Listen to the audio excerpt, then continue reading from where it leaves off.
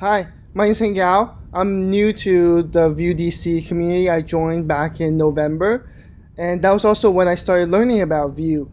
I was actually looking for a new framework that'd be easier to apply 508 requirements. And so I'm a trusted tester, which literally means the Department of Homeland Security. I passed the certification exam, and the Department of Homeland Security says you can now give certified results that this application is 508 compliant.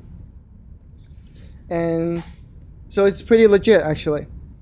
I got my certification on September 19, 2019. So as soon as the version 5 exam came out, I took it, and then I passed.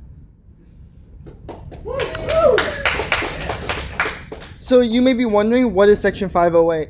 Section 508 of the Revised Rehabilitation Act is a law that says that government information technology equipment must be accessible to employees and members of the public. So it basically affects all federal government agencies and all organizations that receive federal funding, such as government contractors and universities and so on. And it's my job to make sure that those applications passes 508. So I can guide the developers, which I am one of them, to make the application 508 compliant. So there are some principles behind accessibility: perceivable, operable, understandable, and robust. And as I go through this presentation, you'll see how each test condition may fall into one of these 4 buckets. So 508 actually uses some of the WCAG 2.0 web content accessibility guidelines. We go up to level AA, that's the minimum requirement. Trusted Tester version 5 for the web, that's the newest and updated version of Trusted Tester. It's a very repeatable process. It's a minimum baseline requirements that all applications have to follow to be 508 compliant. It combines some manual and tools-aided test instructions to determine conformance. Things like keyboard accessibility, that's like a manual test where we actually have to tap through the page to see that there's no keyboard traps. But color contrast, that's very automated. There's a software where we test the color contrast and see if it meets 508 compliance. It's not required that I use assistive technology, but I can use JAWS to do a user acceptance testing, but that's not part of 508. Right now, 508, our testing tools are Andy and the color contrast analyzer. Andy is basically like a JavaScript tool that you add to the favorites bar of your web browser. And the color contrast analyzer is like a standalone application that you can download. You don't even need to install it on your computer. You just put it on your desktop and you run it off your local machine. And then there are favorites that were from the original version 4 testing tools that sometimes I would use to test the ARIA. Like I said, a trusted tester is someone who's certified to provide accurate and repeatable test results, use approved testing tools, and evaluate web content for accessibility. And so if any of the test conditions that I will go through fails, I would either fix it or I will work with another person on my development team and we'll fix it together. I've done that before. It's pretty straightforward. All the changes that we need to make, it's all on the front end side, like JavaScript, HTML, or CSS. Nothing complicated when it comes to 508 compliance. So there are 3 test results: true, false, or does not apply, or sometimes not tested. There are 2 test conditions in version 5 where we're told to not test it because there's no tool out there for us to test it, such as flashing. There's no software provided by DHS that allows us to test flashing content on a web application. So it's very important that a web app doesn't have flashing, because if it flashes too much, people with epilepsy can get seizures. But we're not required to test that. So in the test condition, they tell us if they have it, just say not tested. If they don't have it, put like do not apply. If it's true, then the test condition passes, then you're good. And if the test condition fails, you put false. So I'm going to be using Vue.js. I wrote some script using CodePen, and I can like show you like what I mean when it comes to 508 compliance. So to start off, there's some things that you must have for all pages, regardless of the page content. One is you have to programmatically set the language, and two, you have to set the title. Like I work for the federal government, I work for the Bureau of Labor Statistics. Some of like the two applications that I mainly enhance and do code with, they actually don't have the language defined, and they don't have like a title. Like this title defines like the title in the tab. So you have to have a title, and that title has to reflect the content of the page. And these two must pass in order for the application to pass 508. It has to be on every single page of your application. And the language, you have to programmatically define the language, because the assistive technology such as JAWS or NVIDIA or Google Accessibility, they will actually take that programmatic language and determine what language to announce. If that's what I would say, announce whatever your application is doing. So the first thing that I want to go over is probably one of the most important. It's keyboard accessibility. If you have interactive content, you're supposed to, all the functionality has to be accessed keyboard only, because a blind person, because they can't see, they lack like motor control, so they're not able to see a mouse, so they depend solely on a keyboard. And so you have to make sure your application, every single part has to be able to, you have to be able to tap into it, scroll up, scroll down. Anything on the keyboard, you're only limited to keyboard when it comes to using the application. There can't be any keyboard traps. There has to be indication of where the focus is going. If you don't have focus, or the focus is in the wrong place, that messes up basically your whole like application, because the blind user doesn't know what's going on. So the focus indicator is very important, and the focus order has to be logical in terms of like the way that the page is laid out. So the second thing is forms. Like almost every application has some sort of form, and that's something that I have to test. And the purpose of having forms is because it gives like on-screen instructions. If I was blind, I can't see what's on the screen, so it's really important for me to have these on-screen instructions to tell me, okay, so this is what I would type in my name, this is where I type in my first name, this field, the next one is for my last name, and then the next one is my email address, and then I hit submit. So I'm going to open CodePen and show you what I mean. Hold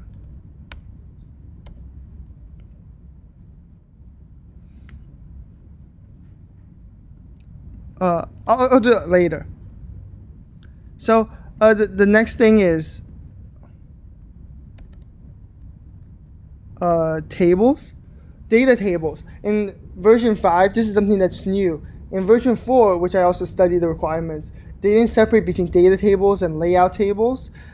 For data tables, you have to define your header and the scope to make sure that each data element in the table corresponds with an appropriate header, and that header has to be defined. So you have to use scope, and you have to use th tags. Layout tables. So some applications, like the one that I'm using for work, they use table tag to organize the fields or information, but it's not like a data table. So you would just use like ARIA to say role equals presentation, and Andy will ignore testing the table.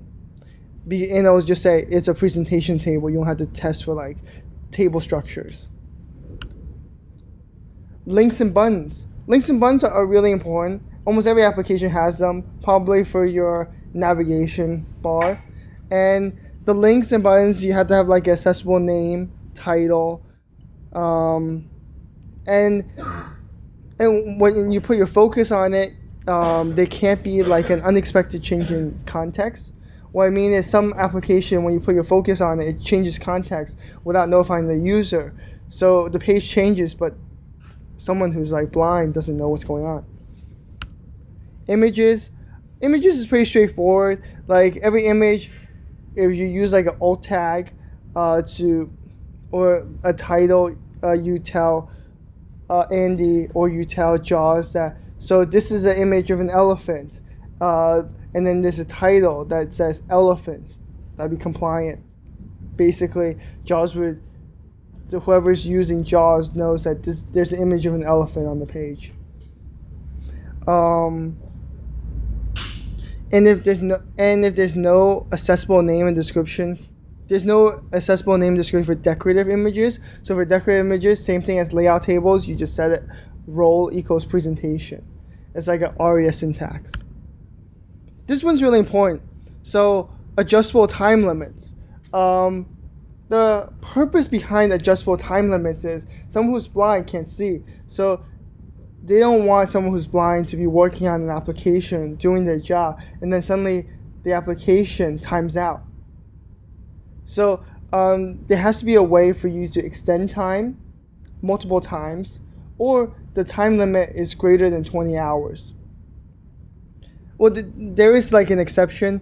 Time limit might be essential, and extending it would invalidate the activity. That would be like an exception to the test condition. The next one, skip to repetitive content. Now, this one is very important. Everybody has like navigation tabs, and that's basically the same on every page. You want like a functionality where the user can tab into it and you can skip those repetitive links and buttons, because if the user goes through all of them multiple times, that's kind of unnecessary. So the button would just skip to the main content, like the body of the page. CSS positioning and content. Some screen readers, I don't know which one, but DHS is some screen readers, they don't actually read the CSS positioning. So your page has to be, you can't have any like overlapping content on your page after you disable CSS positioning. Everything has to look the same with or without CSS positioning. Resize text. This is really important. Your page has to look the same even when you enlarge the font to like 200%. As we get older, this becomes more necessary because we have a hard time seeing, so you want to be able to use the same application even when you zoom into 200%. This is actually a really big problem for anybody who's like older. Like if you're 70 or 80 above, your eyesight starts to fail. It's really important that you can zoom into an application to 200% and use the application the same way that you did when it's like 100% zoomed in. Sensory characteristics. So basically, what this says is you're not supposed to rely on color or like shapes, solely rely on those color or shapes to present information.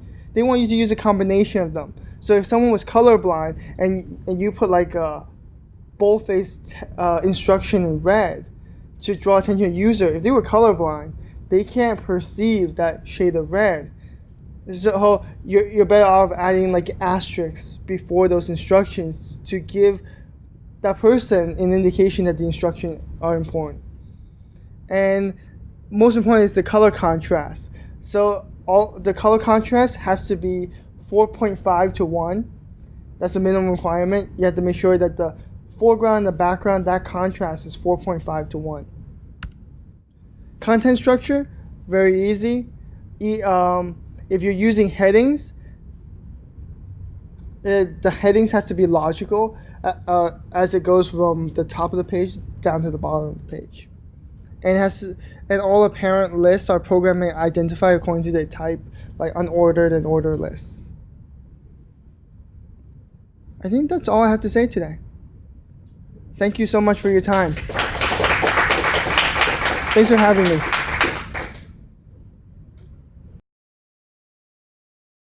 Hey, I'm Matt. I've been working on a Vue app probably for a couple of years now. And so, when you start using something a lot, you kind of develop various techniques, whether they're, performance techniques, whether they're build techniques, or whether they're state management techniques. And so this is a state management technique that I thought maybe was of interest to people. This is something that we've learned. And this is how we can kind of minimize the amount of state that we're tracking inside of our component. And so I guess the first question here is, you might not know what a tag sum is. And so a tag sum, we're going to start with algebraic data types. And an algebraic data type is it's just a composite type. So what you're saying is, I've got some strings, I've got some booleans, and I kind of need to like smush these things together somehow. Okay? And so how do I smush these things together? Well, you can smush them together using a conjunction. So you can use a logical AND to smush these things together. And we use this all the time in JavaScript. Like, so I've got a username field and I've got a password field. So I mean, that's JSON right there. You're seeing there's a username, Matthew, a password of Matthew74. So that's known as a product type because I'm ANDing these things together. So let's take a look at a program where we're using a product type to solve this problem. So it's a super simple program. It's just got like a little light. When I click on stop, it changes the color. I click on warn, it changes the color, and I click on pass, and it changes the color of this stoplight. So let's just see how we solve that problem using product types. So if we take a look at the code here, what you're seeing in our data section is we've got stopping, we've got warning, and we've got passing. And so you can recognize that as a product type because it's AND. We've got all three pieces of state. And then when I click on each button, I have to remember to click stopping to true, to set warning to false, to set passing to false. And then I got to remember to do that here and remember to do that there. And so kind of what's the problem of solving our problem this way? Kind of one of the problems, like what you're seeing, is I kind of always got to remember to update these other pieces of state when I update one piece of state. And then a programmer comes along and adds some more things to our data section. Well, now I've kind of lost track of kind of like what all goes together even. And so I kind of running into problems solving my problem using a product type for this particular application. So how do I solve this problem? What I really want to do is I want to combine these things, not using a logical AND. I want to combine them using the logical OR, because I want to say I'm either stopping or else I'm warning or else I'm passing. So how do I do that in my component to combine these things using a logical OR? Let's go back to our slide.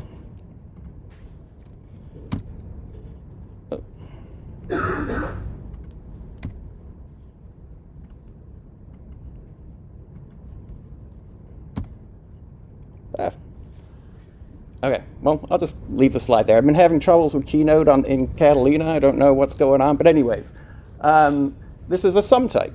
So we combine things using a disjunction. So this is an OR. So I've got a color field. The color might be red, or else it might be green, or else it might be blue.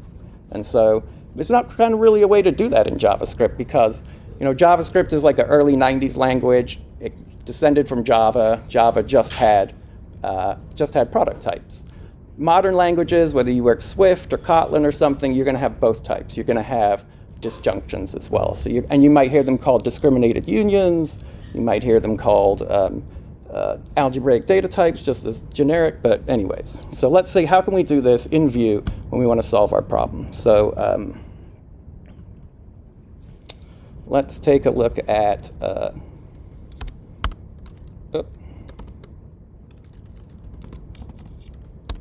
So let's take a look at app 2. So it's doing the same thing. It's the same program, but let's look at how we're solving the problem this time. So I'm going to start with I'm using a tag sum. So what you can see here is I've got a tag sum. I'm declining what are the actual tags of that sum. I'm saying there's none, I'm stopping, I'm warning, or else I'm passing. And so I've defined my sum, and now I need to define a component that's going to match on those different tags and is going to then use a scope slot to provide that tag so that I can use it inside of my component. So that's what this is the sum. This is the renderless component that's matching on that sum. And so now when you look at what my application looks like, let's close app 1, you can see, I've just got one piece of state inside of my data section, and it's either going to be none, or else it's going to be warning, or else it's going to be passing. And then in my component, you can see that now I'm just matching on that state. And when it is none, I do this. When it's stopping, I do this.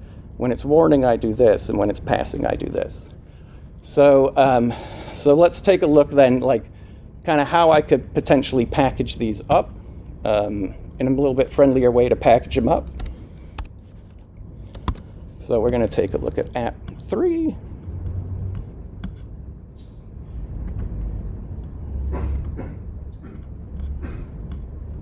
How are you doing that with the capitalization? On which one?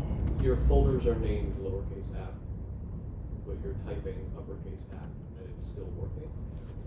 From app. Maybe it's busted. Let's see. I would expect that doesn't seem to be refreshing here. I just need to, let me just stop that then. Let's just serve up the app again.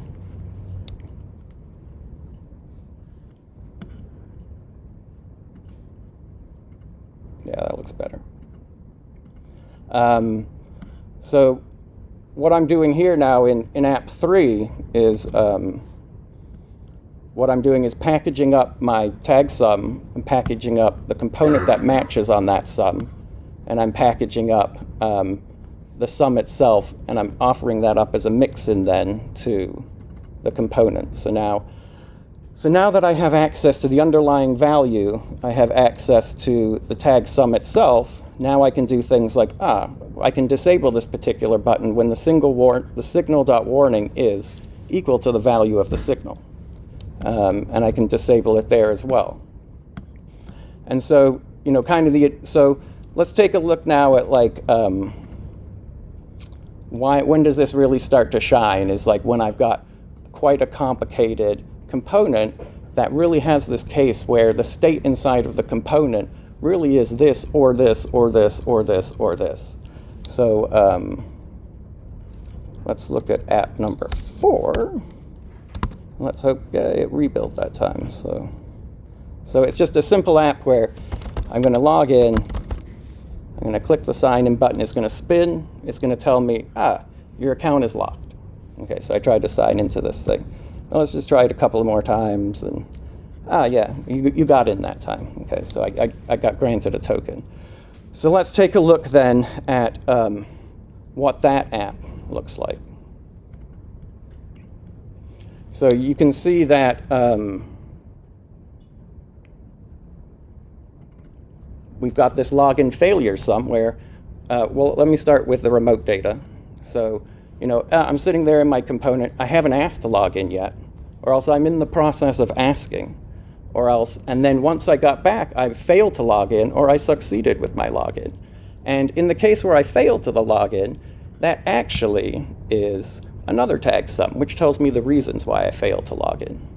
And so when you look at the app itself, you can see that there is only one underlying type for all of this state information. I'm just saying, have I logged in or not? And so when I go to log in, I can say, I haven't asked to log in yet, and so I'm going to render this. I'm in the process of asking to log in, and so I'm going to render the component spinning. Once I succeeded to log in, okay, well, I succeeded. When I failed to log in, now I'm going to do another match on the error reason for why I failed to log in. And then from that, what I'm going to do is say, there was these are the reasons why I was unable to log in, and then I'm going to display the user interface from that. And if you think about all we have, again, we just have one variable in our data section, which is login, that can be in any number of states. So you've kind of got this little state machine that is changing the variable to, you asked to log in, you didn't log in, you did not log in, you didn't log in for these reasons. So you can see here that this.login is equal to this.remotedata.success or failure. This is the reason I failed.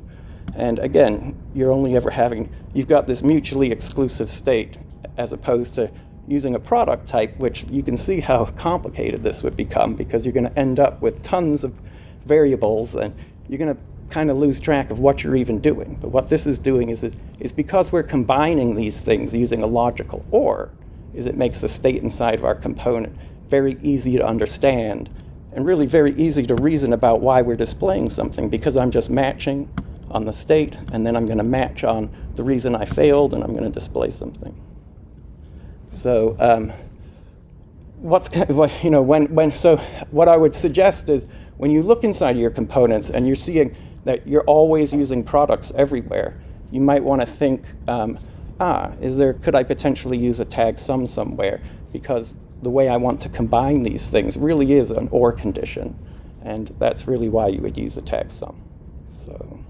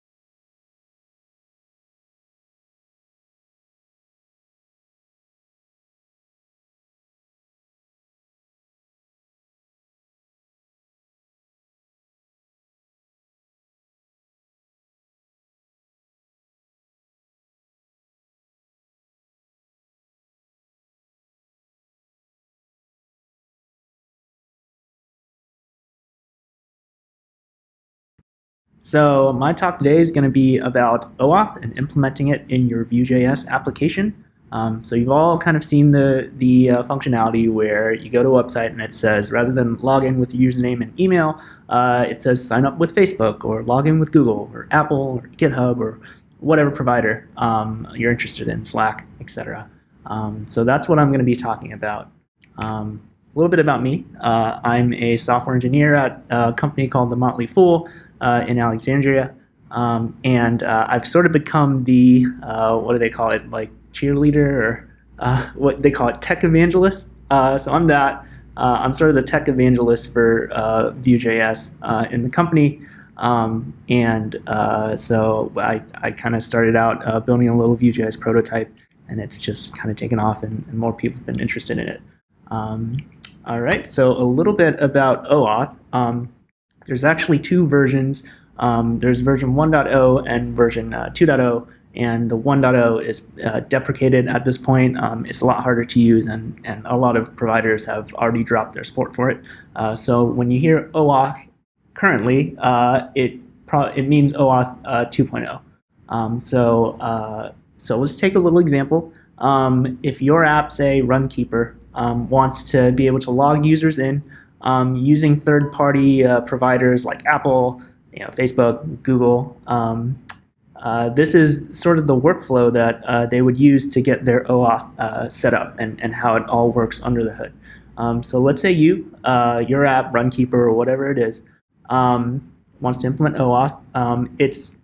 The whole process is kind of like a three-way handshake. If you're familiar with in TCP/IP, there's the three-way handshake to get a connection going.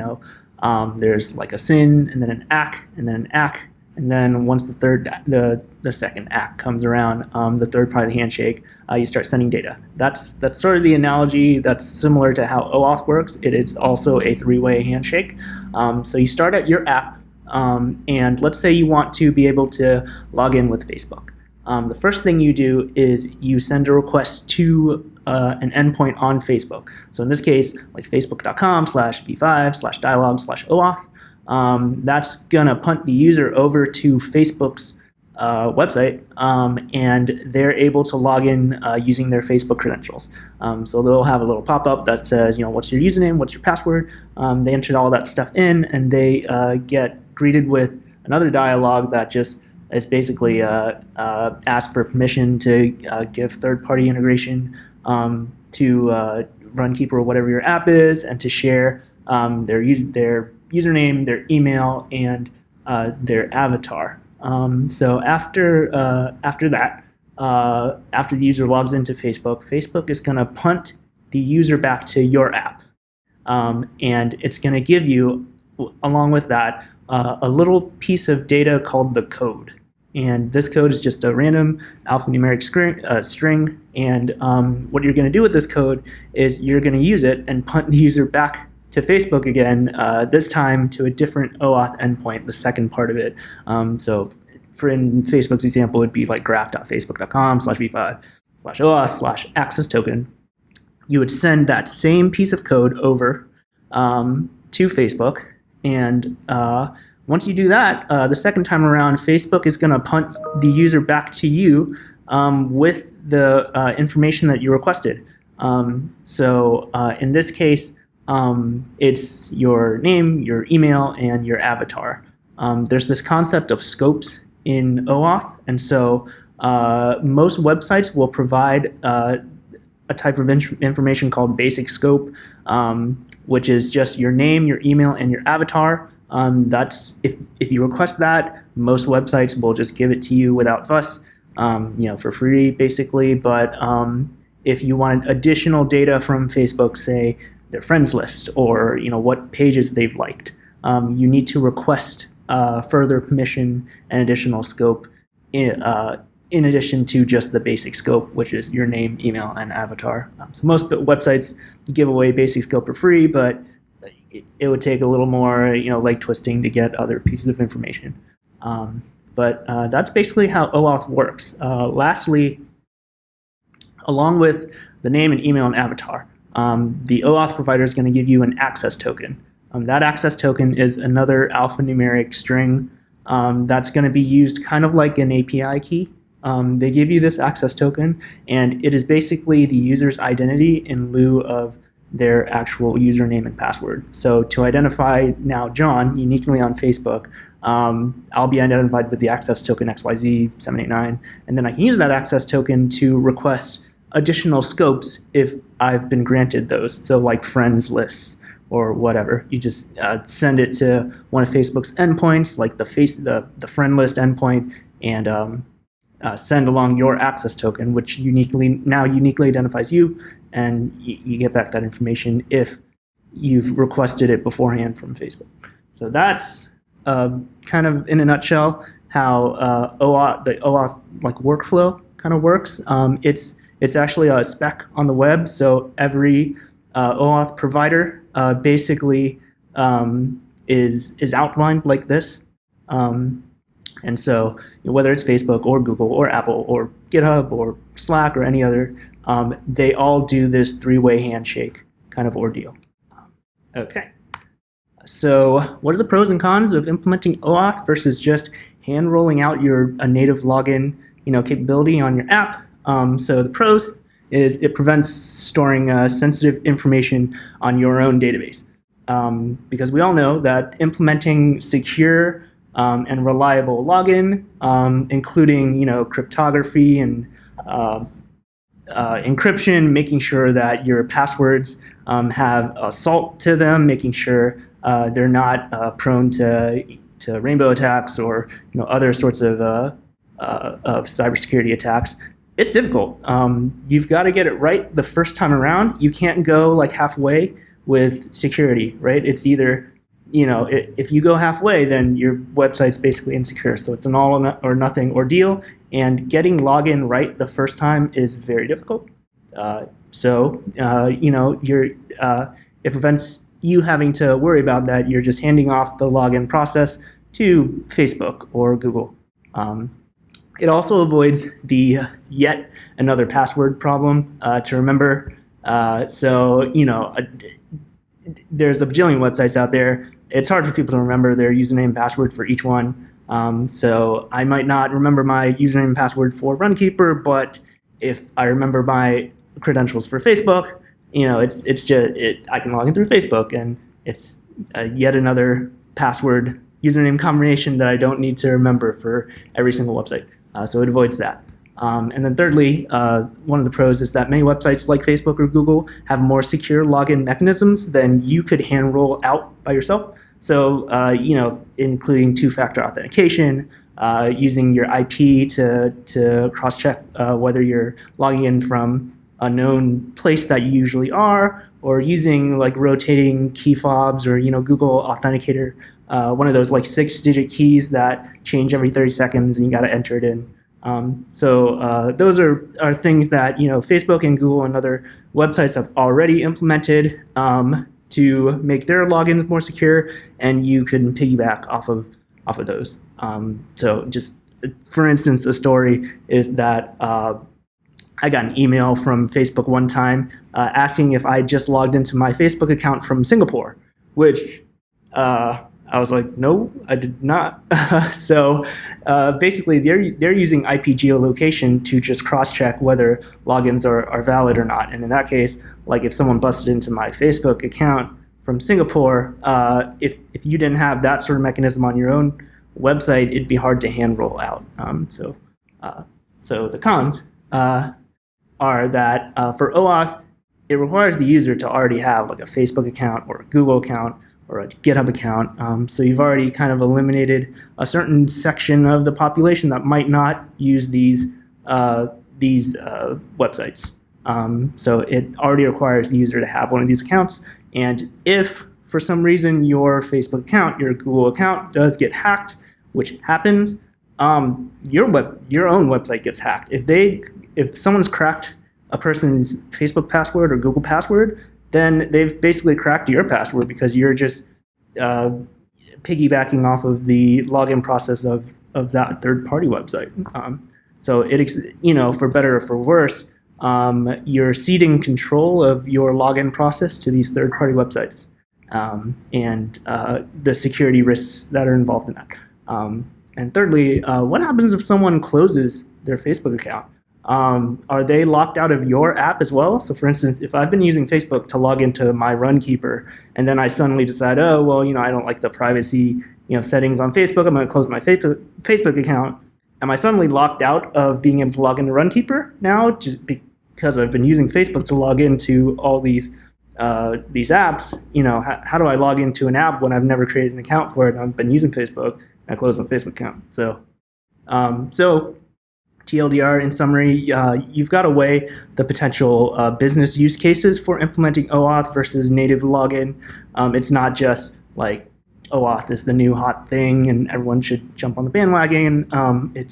You really have to weigh the use cases for implementing it on your app versus not. So, okay, so let's say I talked to my PMs, my project managers, my product managers, etc., and they said they want OAuth. So how do I begin?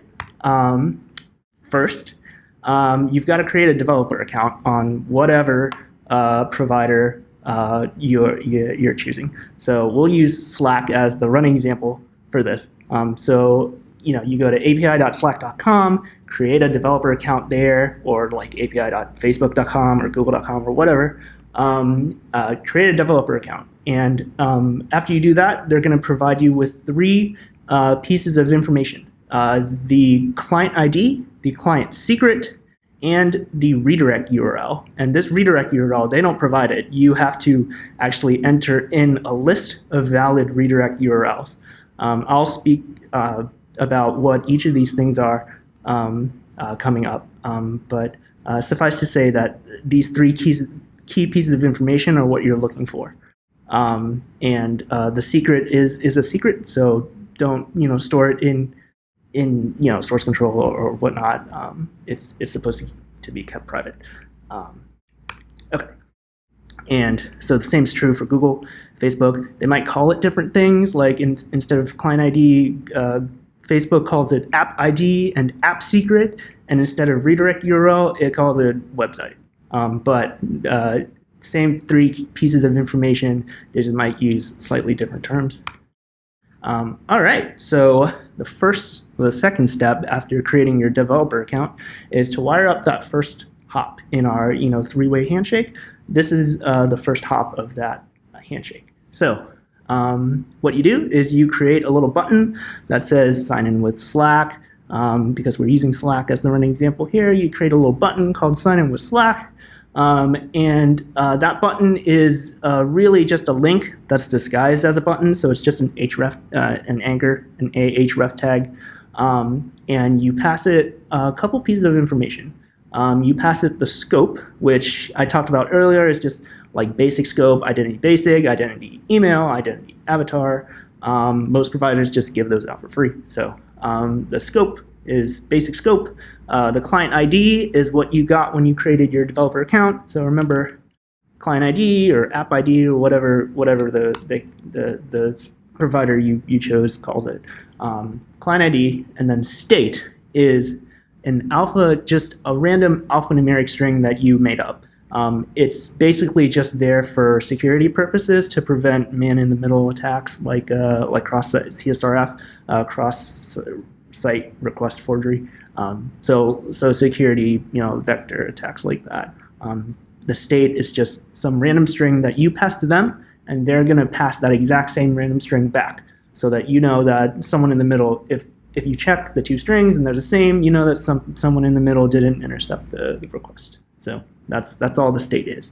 And then redirect URL or URI. The redirect URL is where you want Slack to send the user back to.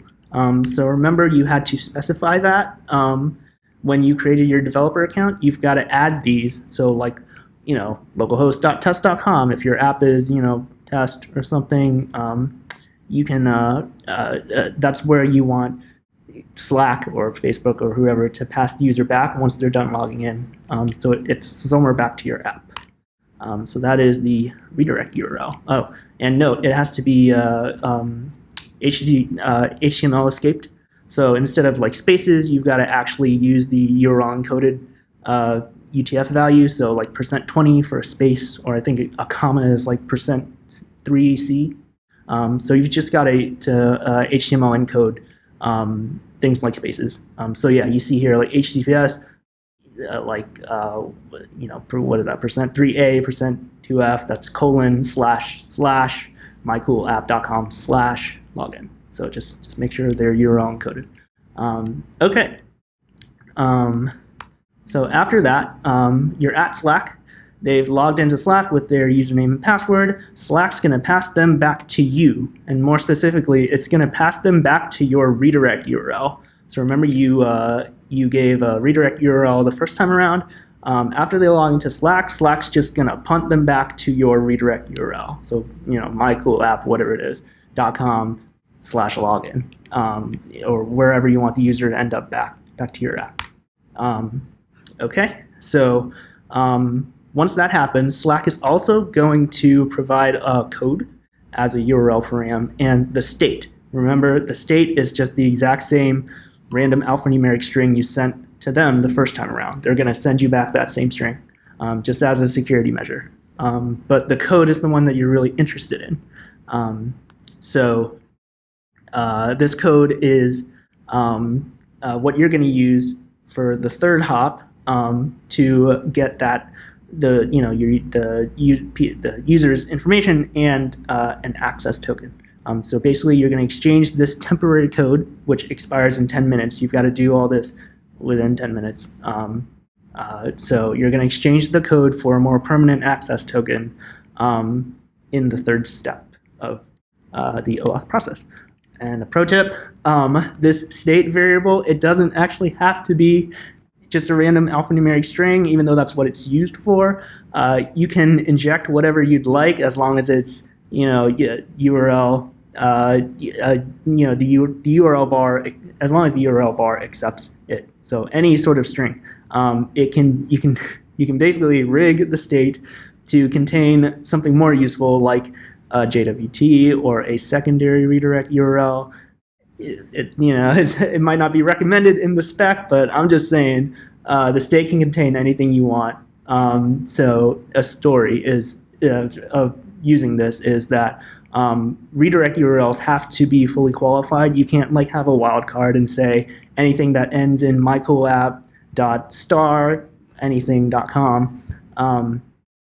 Can't do that. No wildcards. In the OAuth spec, it says it has to be fully qualified unique domains.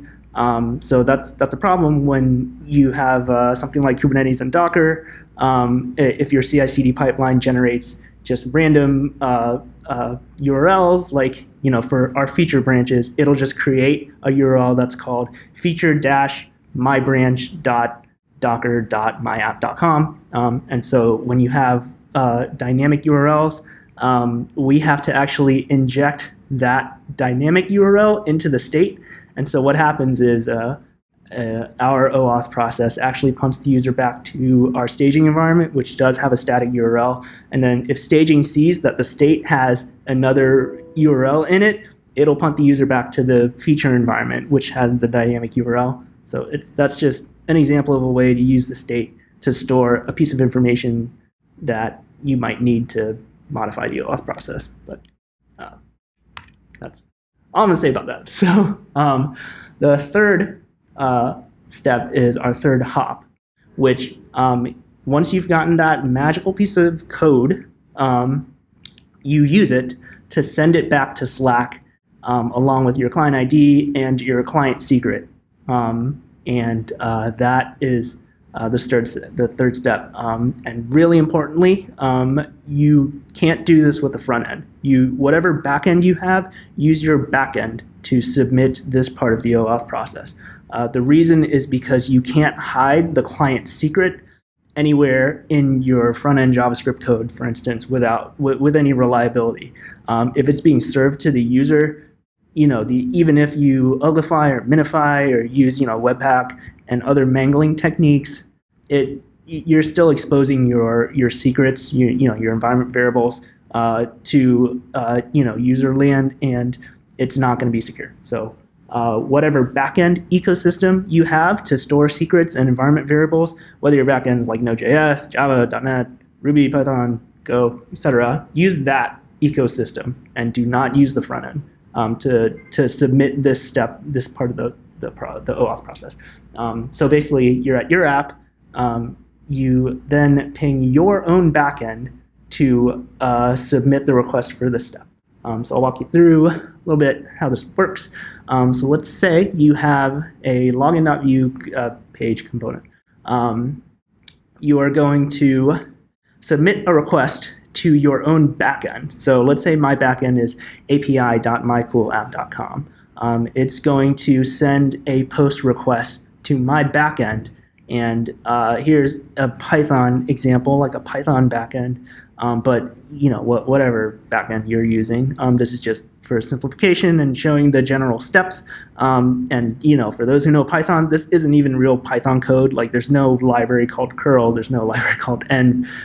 It's just to demonstrate the generic step rather than having functioning Python code. So let's say I've got a route registered at api.mycoolapp.com. When anyone hits it, I've got a function that says fetch /OAuth data, and then using my backend, I'm going to send the get request. So like response equals curl.get the Slack URL. So https slack.com/api/OAuth, and then I'm going to send with it the code, my client ID, and my client secret. That's where the secret comes in, being hidden in your backend rather than being exposed to the front end. After that, if the response is okay, return the JSON version of that response. Otherwise, return a 500 with the reason why it failed. You're not sending, you're not awaiting an Axios.post to slack.com out here on the front end. You're pinging your backend and letting your backend make the request in lieu of your front end. Once the back end gets the response, just punt the response back to the front end, and that's how it works. So once you've got that all ironed out, hopefully, if you cross your fingers, this data variable will contain the actual response from Slack with all the information that you had requested. So your name, your email, and a little avatar. And lastly, they'll give you a little access token that you can use to make additional requests if you had asked for those additional scopes, like Facebook Friends or GitHub stars or whatever. But the basic information everyone gives for free. So that's it. Once you have that data, you can celebrate, hooray. Now, let me pose the question of now, what do we do once we get all this data back? Where's the best place in a Vue.js application to store a piece of information like their email or their avatar that's probably going to be used throughout the entire app? Like every single page is going to use this piece of information. And if you thought that the best place is the Vuex store, then you're right. Best place to store a global information like this that pertains to every page is the store, the state management. Before I go to the final step, this is the aside that I mentioned about not storing secrets on the front end. Even if you see the Vue.js documentation here in a screenshot say that you can store a Vue app secret in the build process, and then that secret's gonna be converted to my password or whatever. It's not safe as a secret on the front end. So, for instance, if I put Vue app secret as my password, if you do a grep on the build artifacts that Webpack spits out, you're gonna see my password in plain text somewhere. It's not hidden. It's just mangled. The code is just minified and mangled, but you'll still see the word my password somewhere in the build chunks that get spit out. So don't do it. Use your backend's ecosystem, whether that's the database or HashiCorp's Vault product or whatever product you use to keep environment variables and secrets on your backend. Use that. Do not inject your client secret on the front end. Okay, so we're at the state where, hooray, Slack has sent us back the information that we requested finally after 3 hops. So what do we do now with that information? It's actually not ideal to store it in just your login view component or page, because no other page can access it. So we're going to kind of refactor our code a little bit, and in our login.view now, I've sort of collapsed everything, and in our created hook, we're going to dispatch an action called submit login with that code and that state. And it's going to go to our store, and the store is going to do the heavy lifting of actually submitting that request to our backend. So in this action, the submit login, it's going to do an axios.post to our backend. Our backend's going to do the request for us and then return back the response. And we're going to take the data of that response and commit it to a mutation. Our mutation called login in this state, in this case, it's going to take the state and set the state as whatever data that came in. So data.name, data.email, avatar, access token. We're going to go through the process of taking an action, committing a mutation, and that mutation commits the data to our state. So now this state, the name, email, avatar, token is going to be available everywhere. You just say, whatever this $store.state.name or email, and any component can access it. Okay, so now that we've got our data, what's the next step? What can we do? So first, you can take the data that you got from Slack and store it in the browser, like as a cookie, as a session cookie, so that when the user navigates somewhere else and then back to your app, or if they close the tab and open up a new tab, they don't have to re-log in the OAuth process. That you can just use the session cookie to get their credentials or their access token or whatnot. So you can store it in a cookie. You can take this information and store it in your own database. If you manage additional user information, that's not just the name, email, and avatar. So like if you have their birthday, their gender, their favorite food, favorite programming language, if your database manages additional user-specific data other than what's returned from the OAuth provider, you can store all those things along with their email, name, and avatar in your own database. And thirdly, since they give an access token back to you, you can use that access token to fetch additional information from the OAuth provider. So, this is app specific. So, like, you can use that access token to fetch all of their Facebook friends if you had OAuth through Facebook, or if it's GitHub, you can fetch all their GitHub stars. Again, if you requested these additional scopes, these don't come just with basic scope. You have to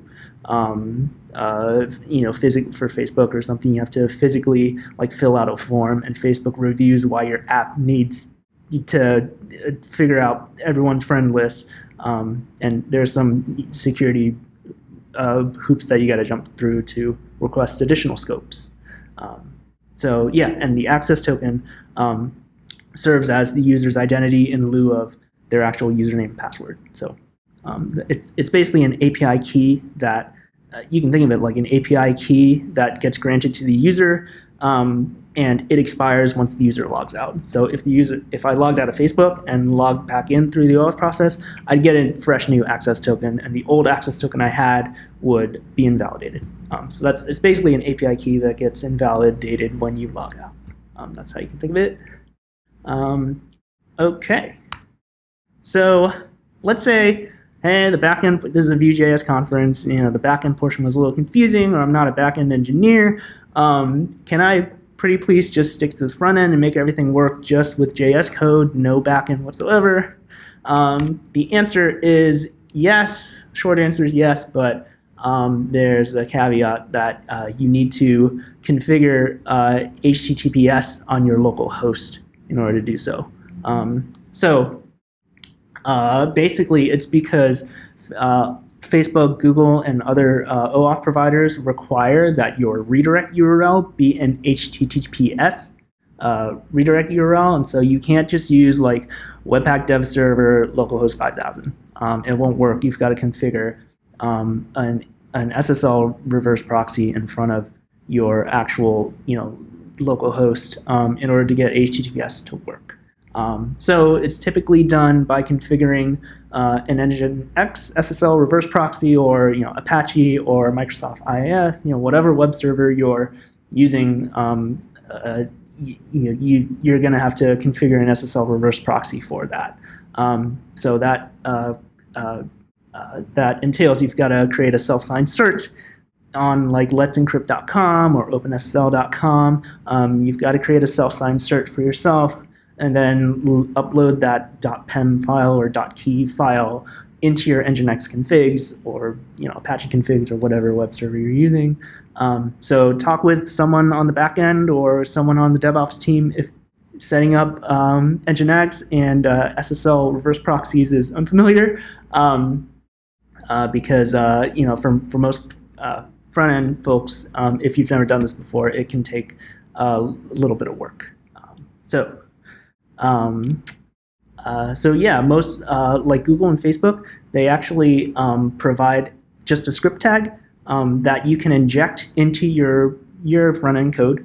Just inject right into the HTML, and it'll embed a couple global global functions, callback hooks, and you can get OAuth up and running pretty easily without the whole handshake ordeal.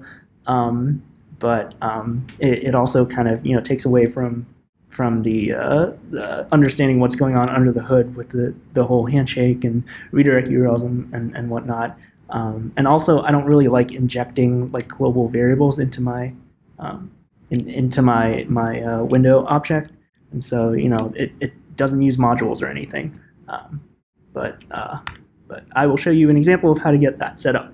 And again, these Google's OAuth SDK or Facebook's OAuth SDK is going to be different. Whatever provider you use, it's not a standard like the OAuth spec is, and so Google might have a different way of logging in using their SDK than Facebook does. But just an FYI that it's not going to be the same for every provider if you go this way of just using their script file. But I will show an example of how to use it for Google. So here's our running example. What you do is you go to Google's developer website, and you're going to grab this little script tag. So it's like script source equals apis.google.com/js/platform.js. It's their little SDK to perform OAuth just on the front end. This script is going to inject a couple global variables into the window object for you. So like GAPI, I guess that stands for Google API. So like GAPI, gsign-into, etc. You're going to have those just as globals in your window object.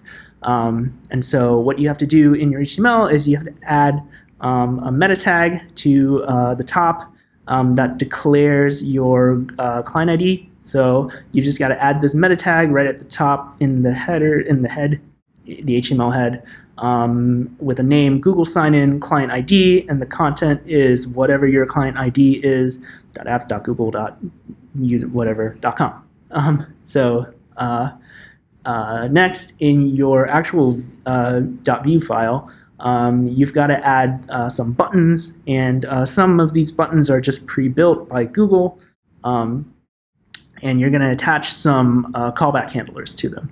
So there's a div class equals g sign in to, and this is just some CSS that Google, I guess, has written for you to have a button look pretty. So you're going to just add this class and then add a data attribute called onSuccess, and that's going to take a callback function.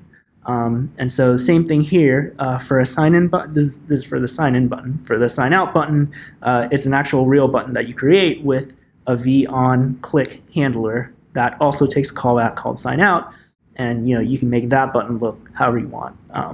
But yeah, you just create buttons, assign callback handlers, and that gets you going with OAuth.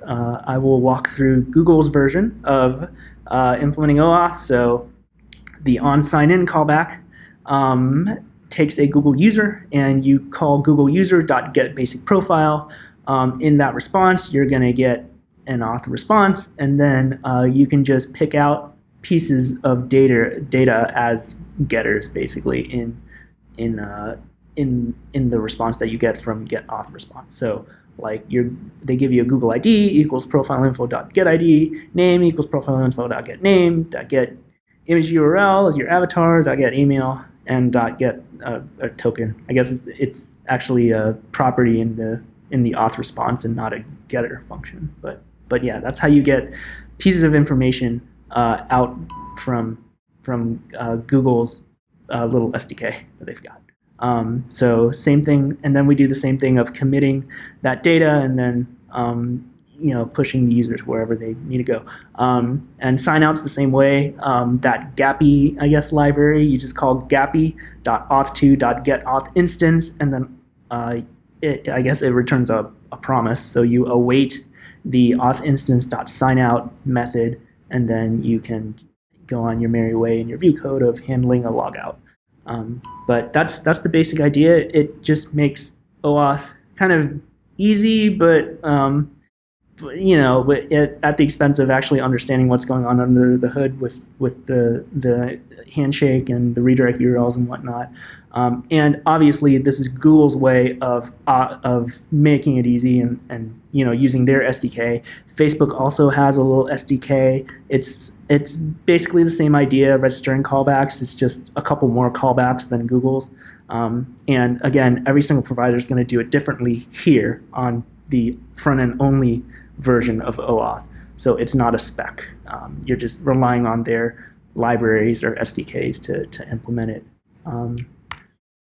Okay, so here's just a bare bones example of getting everything to work. Obviously it's just shows how you can do it without being very pretty, but so the URL here is https://localhost.test.com. Remember, I can't just go to Webpack Dev Server and go to localhost 5000 or something. I've got to enable HTTPS secure. So they give you these little buttons, button classes.